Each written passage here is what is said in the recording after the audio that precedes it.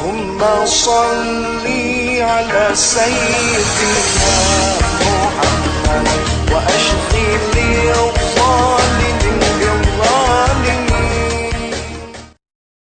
Beruntung kita menjadi umat baginda Nabi besar Muhammad, umat yang selalu dirindukan oleh Nabi, umat yang dimana qala Rasul sallallahu alaihi wasallam, Nabi Muhammad sallallahu alaihi wasallam bersabda di dalam hadisnya, idza yushaku ahadukum bisyaukatin fi rijlih la ajidu ala maha fi qalbi. Apa kata Nabi? Andaikan salah satu dari kalian, wahai umatku, ada yang kakinya tertusuk duri, maka pasti kalian merasakan sakit. Rasa sakit yang kalian rasakan itu pun aku rasakan, bahkan sampai ke dalam hatiku. Umat yang selalu dicintai oleh Nabi Muhammad, umat yang selalu diperdulikan oleh Nabi Muhammad.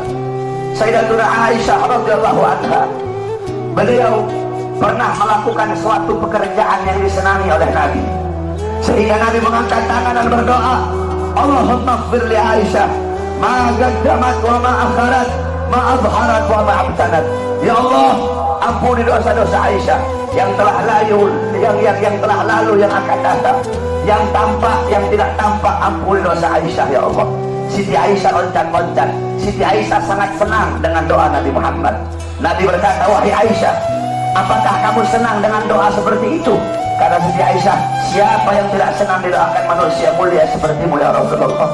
Kata Nabi, wahai Aisyah, kalau kamu senang dengan doa seperti itu, ketahuilah doa seperti itulah yang setiap yang setiap saat, setiap pagi, siang, sore, malam, setiap waktu aku mintakan kepada Allah untuk umatku. Nabi Muhammad begitu peduli kepada kita sebagai umat. Beruntung kalian menjadi umat yang dimana qala Sayyidina Ali karamallahu wajhah, inna Rasulullah fi akhir nafsi haradat syafataihi marratain fa'algaitu sam'i fasamituhu yaqul ummati ummati faqbilah Rasulullah. Sayyidina Ali berkata, Nabi Muhammad pada saat detik-detik terakhir nafasnya, aku melihat bibir beliau menggerakkan dengan 2 kali gerakan. Aku dekatkan telingaku, aku mendengar beliau berkata, ummati ummati, umatku umatku, kata Nabi Muhammad SAW. Bahkan pada saat detik-detik terakhir nafasnya, Nabi Muhammad masih memikirkan kalian sebagai umat. Ketika itu Nabi Muhammad terbaring sakit di kamar yang biasa beliau tiduri di rumah Sayyidatuna Aisyah radhiyallahu anha. Allah berkata kepada Jibril, wahai Jibril, turun kamu sampaikan kepada Muhammad, aku berikan kepada dia 2 pilihan. Apakah dia akan memilih aku atau dia memilih kehidupan dunia? Kalau dia memilih kehidupan dunia, akan aku panjangkan umurnya. Tapi kalau dia memilih aku, sampaikan kepadanya, pada hari ini akan datang ajalnya. Turun Jibril membawa firman tersebut. Kemudian Jibril menyampaikan, ya Rasulullah, Allah memberikan kepada kamu 2 pilihan. Apakah engkau memilih Allah atau memilih dunia? Kalau engkau memilih Allah, pada hari ini akan datang kematianmu. Kalau kamu memilih dunia, Allah panjangkan umurmu. Apa kata Nabi Muhammad? Wahai Jibril, sudah tentu aku lebih memilih Allah. Bagiku kehidupan sebenarnya bukan dunia. Kehidupan sebenarnya bagiku ketika ruhku berpindah menghadap Allah subhanahu wa ta'ala. Pergi Jibril membawa kabar tersebut. Kemudian Allah memanggil Israel, wahai Israel, wahai pencabut nyawa, turunlah kamu ke dunia. Pasang muka yang paling bagus, pasang wajah yang paling bagus. Kamu akan mencabut nyawa makhluk yang paling mulia, yaitu Nabi Muhammad. Kamu cabut nyawa dia, itu pun kamu izin dulu kepada dia, mau tidak dia dicabut nyawanya. Kalau dia mau kamu cabut, kalau dia tidak mau kamu kembali kepadaku. Turun Israel membawa perintah Allah untuk mencabut nyawa baginda Nabi besar Muhammad. Israel berdiri di depan pintu rumahnya Nabi. Israel tidak berani langsung masuk rumahnya Nabi. Israel berdiri di depan pintu rumah Nabi Muhammad. Israel mengucapkan salam, assalamualaikum ya Rasulullah, assalamualaikum ya Habibullah. Assalamualaikum ya Rasulullah. Pintu rumah dibuka oleh Sayyidatuna Fatimah. Sayyidatuna Fatimah putrinya Nabi membuka pintu rumah tersebut. Siti Fatimah berkata, siapa engkau? Apakah kau tidak lihat ayahku sedang terbaring sakit? Israel menjawab, aku yang memisahkan anak dengan orang tua. Aku yang memisahkan orang tua dengan anak. Aku yang memisahkan suami dengan istri. Aku yang memisahkan istri dengan suami. Aku yang menjadikan anak-anak menjadi yatim. Aku yang menjadikan istri-istri menjadi janda. Aku yang meramaikan kuburan. Aku pemisah antara kehidupan dan kematian. Aku adalah Israel. Allah memberikan mandat kepada aku untuk mencabut nyawa seluruh makhluk, dan aku datang ke sini untuk mencabut nyawa makhluk yang paling mulia, baginda Nabi besar Muhammad. Siti Fatimah lari menangis. Siti Fatimah kembali ke pangkuan ayahnya. Siti Fatimah berkata, wahai ayahku, engkau akan wafat. Wahai ayahku, kau akan meninggal dunia. Israel sudah ada di depan ingin mencabut nyawamu ya Rasulullah. Rasulullah berkata, jangan kau bersedih wahai Fatimah. Wahai Fatimah, ketahuilah, setelah kematianku, engkau adalah manusia yang pertama kali akan menyusulku. Setelah kematianku nanti kelak, engkau adalah manusia yang pertama kali masuk surga setelah aku. Siti Fatimah mengusap air matanya. Datang Israel berdiri di hadapan Nabi Muhammad.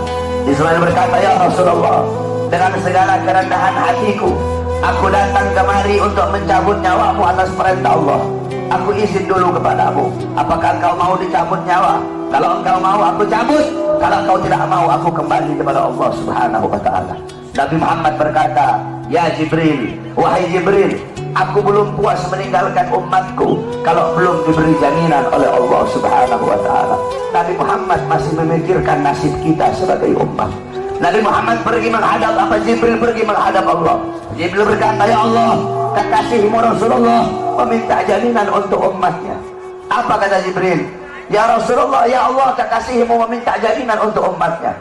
Allah berkata, Allah berfirman, fa'auhallahu ta'ala ala Jibril, basyirhu ya Jibril, innahu awwalu nasin kharijun minal ardi idha bu'isu wa sayyiduhu idha jami'u, fabasyirhu innal jannah muharramatun alal umam qabla an tadkhuluha ummatuh.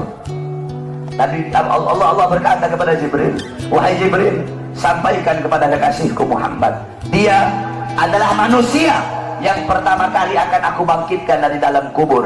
Dia adalah manusia yang menjadi pemimpin seluruh manusia di dunia dan akhirat. Dia menjadi pemimpin kelak ketika hari kebangkitan. Dan sampaikan kepadanya, jaminan dariku, surga aku haramkan untuk dimasuki oleh umat manapun sebelum surga dimasuki oleh umatnya. Turun Jibril bawa wahyu tersebut. Rasulullah berkata, al-an qarrat aini, sekarang aku senang, sekarang aku puas. Cabutlah nyawaku wahai Israel. Dicabut nyawa Nabi Muhammad SAW. Ketika dicabut nyawa Nabi Muhammad mendesak. Nabi Muhammad berkata, kata, dicabut lagi nyawa Nabi Muhammad. Nabi Muhammad berkata, Nabi Muhammad merasakan sakit. Di sebelah kanannya Nabi ada sebuah cawan berisi air. Nabi Muhammad letakkan tangannya di cawan tersebut. Beliau usap air keringat yang keluar dari wajah beliau. Kemudian beliau berkata, wahai Israel, apakah seperti ini rasa sakit dicabut nyawa? Israel berkata, iya ya Rasulullah, seperti itulah rasa sakit dicabut nyawa.